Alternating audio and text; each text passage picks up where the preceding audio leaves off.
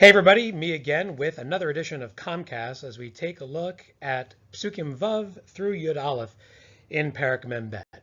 And I want to take a look here at something that is reported in Pasuk Chet, something strange. Vayaker Yosef et Achav, the Torah tells us that Yosef, upon meeting his brothers, recognized them. Vehem lo hikiru, but they did not recognize him. Well, wouldn't it work both ways? They were brothers after all, they did grow up together.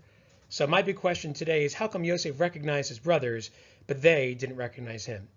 There are two answers we're going to see today, two totally different approaches, and each one deserves a little more attention, which we'll give to it when we come back together in class.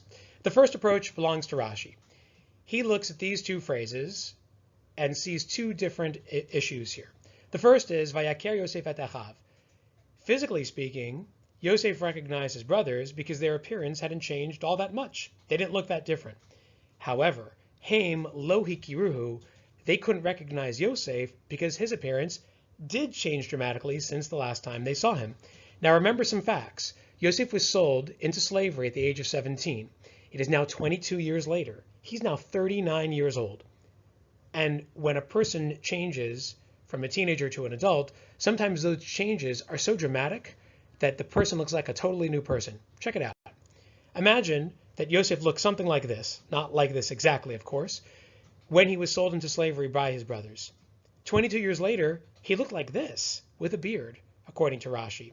Now, you and I looking at this picture may immediately know that it's the same person, but if you're not expecting to see this person, which the brothers were not, they thought Yosef had been killed on his way to slavery, and now he's standing in front of them with a beard, he looks completely different, and they're not expecting to see him, and so therefore they didn't recognize Yosef, even though he could more or less make out his brothers, who hadn't changed all that much since the time he last saw them. But according to Ibn Ezra, another Torah commentator living around the same time as Rashi, except a little bit in a different part of the world, in Spain, and a little bit after Rashi, about 30, 40 years later, he looks at it completely differently. Rather than a physical difference, he sees an emotional difference between Yosef and his brothers. Vayaker Yosef et Achav. Yosef recognized his brothers not in the physical sense, but in the emotional sense. He still felt brotherly love towards his brothers.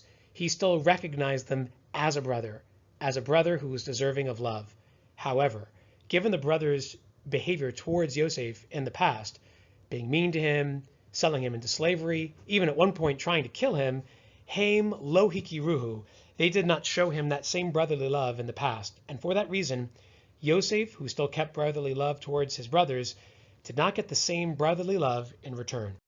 So when we put it together here and return to our big question of how come Yosef recognized them, but they didn't recognize him, Rashi and Ibn Ezra provide two totally different approaches here. Rashi focuses on the physical changes, that Yosef changed a lot, the brothers did not.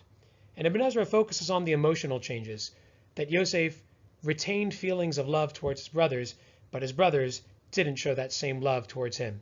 At this point, you can turn the Comcast over to the next student, and you can continue resuming your studies with your Chavruta.